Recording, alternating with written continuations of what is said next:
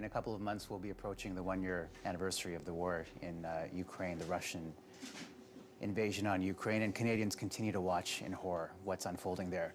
Despite the unified stand that NATO has taken and Vladimir Putin's battlefield losses, the conflict continues. Why hasn't NATO been able to stop this war? What will it take? Well, first of all, NATO's not in this war. Ukraine is a friend, but they're not a NATO country. Our support for Ukraine is based on, first of all, Canada's deep friendship and long-time historical ties with Ukraine. Our support for principles of territorial integrity and sovereignty and the UN Charter that Russia violated with its continued invasion of Ukraine. We will continue as friends and allies and supporters of Ukraine to be there with weapons, with equipment, with support, with humanitarian aid, with financial support to keep the lights on in the government. We will continue to stand with Ukraine as long as it takes, because Ukrainians are not just fighting for their democracy and their right to choose their future and their territorial integrity. They're fighting for the principles that underpin all of our countries. There has been so much international pressure against Vladimir Putin, but he remains entrenched. What do you think it'll take? I think we're seeing from the Russian sides, from things that are trickling out despite all the misinformation and disinformation that Putin continues to feed Russian citizens.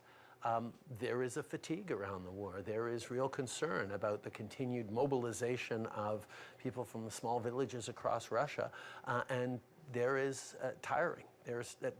They are tiring of it.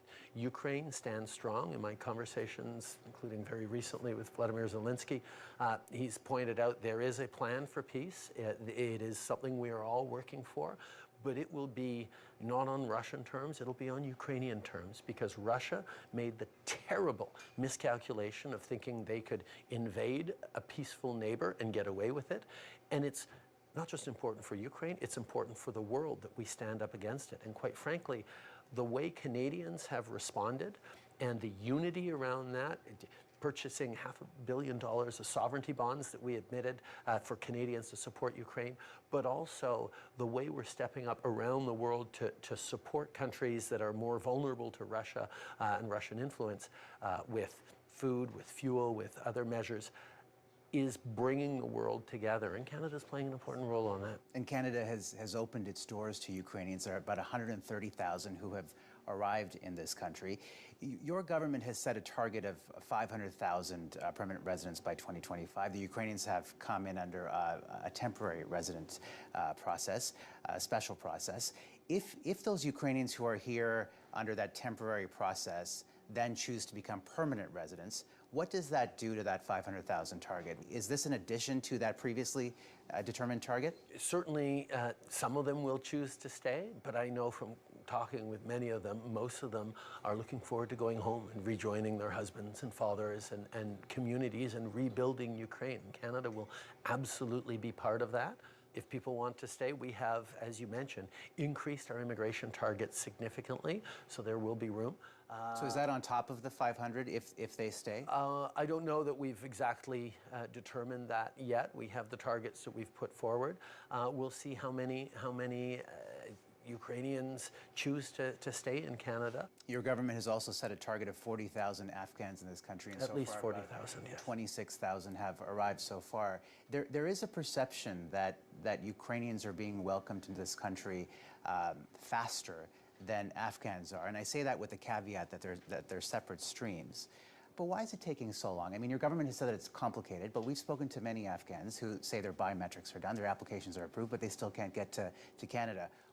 From where? What is they're in Islamabad. Okay. So why is that taking so long? Well, first of all, as you say, there are many Afghans who fled to neighboring countries who are looking to come onto Canada or other places. And Canada, as you pointed out, has stepped up to a greater degree than just about any other country in terms of welcoming Afghans to Canada who are fleeing the Taliban. There's no question about that. We've done as much as any other country, and we're going far beyond most countries, even on an absolute basis, not just a per capita basis. We are also very concerned about getting people out of Afghanistan, though.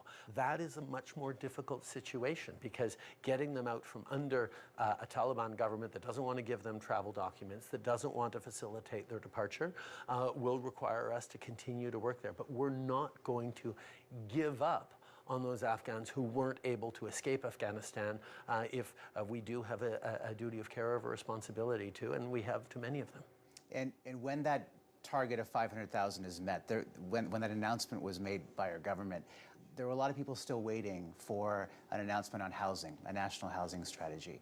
When people come into this country, they need some place to live and stay. Oh, first of all, we announced our national housing strategy back in 2017. But when you have 500,000 immigrants coming into this country, what more supports will be given to increase supply? Or can you even do that? Well, one of the limits on increasing supply right now is a shortage of workers in construction, a shortage of workers in communities across the country, which can be solved by immigration. So it's something we have to do responsibly and make sure they're aligning, but we know that immigration grows the economy, it grows communities, it creates opportunities, it creates jobs. I mean, this is one of the great blessings of serving Canada as leader, is that I don't have to spend my time justifying why immigration is good for Canada, because Canadians know that, unlike many of our fellow democracies where there are real strong dynamics against immigration. We have the benefit of saying, yes, we're going to manage it well, we're going to bring people in, they're going to continue to build our cities as they always have, and build better futures for themselves, their families, and all of us along the way.